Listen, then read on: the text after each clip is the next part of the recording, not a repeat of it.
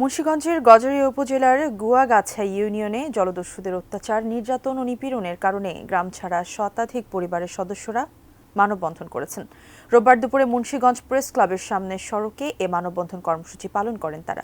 ভুক্তভোগী পরিবারের সদস্যরা বলেন, ডজন খানেক মামলার আসামি দস্যু বাহিনী প্রধান ডাকাত নয়ন, পিয়াস ও রিপন বাহিনীর সদস্যরা রাতের আঁধারে অবৈধভাবে লাখ লাখ টাকার বালু উত্তোলন করছেন।